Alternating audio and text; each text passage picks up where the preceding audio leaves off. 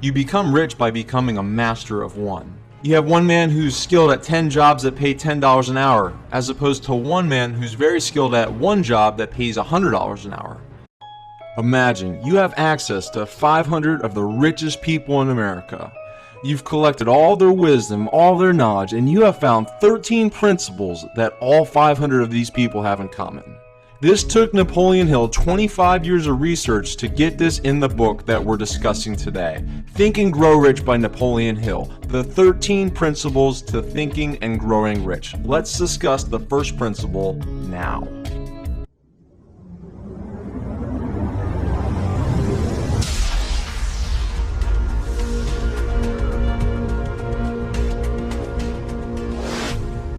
Step number 1, desire. Napoleon Hill describes this as a burning desire, not a hope, not a wish, but a burning desire to achieve what you want, and he gives a 6-step process how to write out this goal in specifics. Here's an example of what your sentence should look like. I will be making $100,000 per year by September 2nd, 2018, offering my services as a DJ. Of course, that's not on Christmas Eve and the times I'm checking my naughty list. The 6th and final step to carrying out your desire is to read your written statement out loud twice a day, when you get up in the morning and right before bed.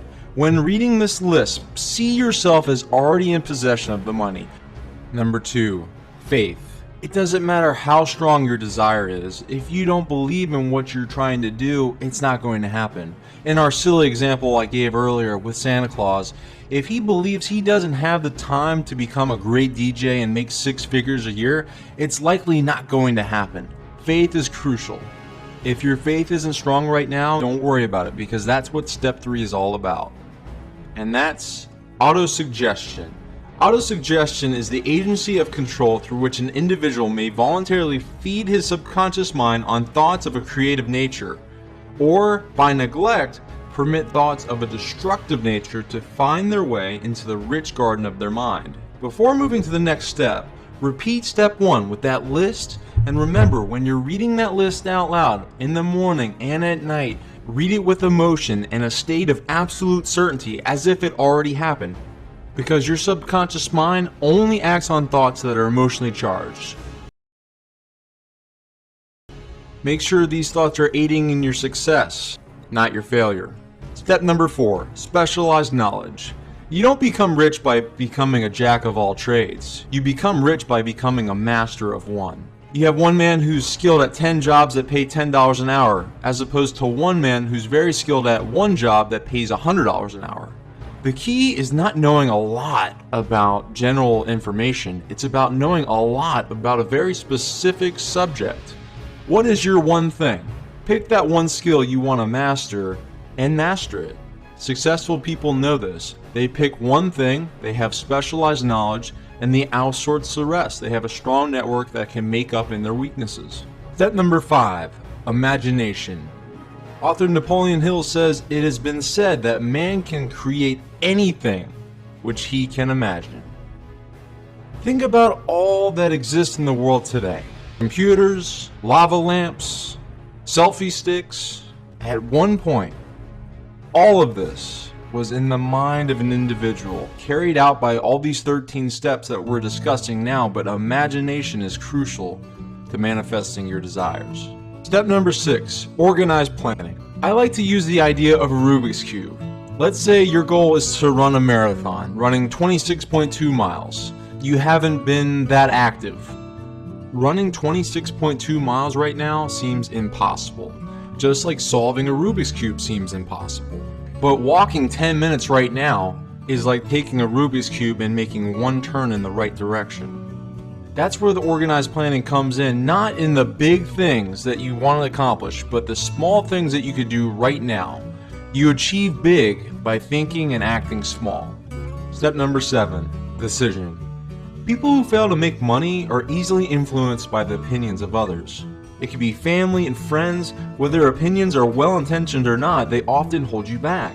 You need to make your own decisions. And the biggest difference between unsuccessful people and successful people is that unsuccessful people take a long time to make a decision, but they're quick to change their mind. Successful people are quick to make a decision and very slow to change their mind. Sometimes in life, in order to be successful, you have to burn your bridges, to not go back, to decide that you're going down one path and you're not changing your mind. Step number 8, persistence. The more intense your desire, the more likely you're going to persist. But once you make a decision and it's getting tough, it's so easy to want to give up, to go down another path. I know I'm doing that right now with YouTube. I've spent about 6 months on this and made several dozen videos, countless hours, and crickets. It's just me and my mom watching these videos. But in order to be successful, you have to stick with something. So I know the feeling. So if there's something that you really want to do, decide you're going to do it, persist no matter what, and eventually you'll be successful. Step number 9, the power of the mastermind. A mastermind is defined as a coordination of knowledge and effort in a spirit of harmony between 2 or more people for the attainment of a definite purpose. Basically, when you mastermind, synergy is involved, where 1 + 1 = 3. So think about this picture here. You have now collected the wisdom of all these people in this picture. That's hundreds of years. Take turns focusing on each other's problems and you'll all solve your solutions much faster. But keep in mind, these have to be from people you trust, not from clowns. Step 10, the mystery of sex transmutation.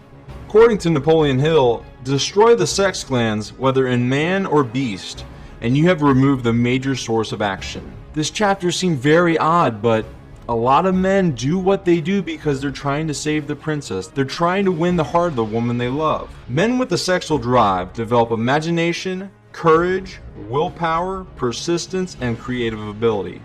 It's a powerful driving force that can be channeled to creative pursuits. This may be the benefit of not watching porn, not masturbating, because you could channel that sexual energy towards your goals and dreams and make it easier to achieve them.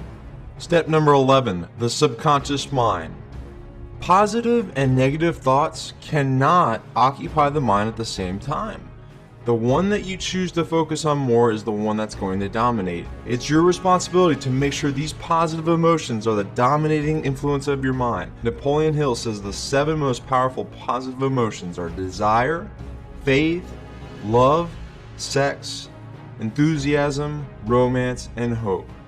The author also says make a habit of applying each of these emotions every day. One of my favorite ways is using my enthusiasm to light up a friend, give them hope for a better future. Step 12, the brain. Napoleon Hill believes that there's a collective mind, a universal intelligence that we all can tap into through vibrational thought. When we're thinking about positive emotions, our vibrations are higher, and our subconscious mind is the sending station of our brain. When we're in a positive state, we're operating at a high vibrational frequency, and when we do this, we are connected with the universal mind. It's like masterminding with your universal source, where you have infinite years of wisdom provided to you. This chapter seemed strange to me when I read the book years ago, but now through meditation, I'm starting to believe in it a little bit more. I can make future videos on meditation, but for now, let's move on to the 13th and final step. Step number 13, the 6th sense. Napoleon Hill says the 6th sense defies description.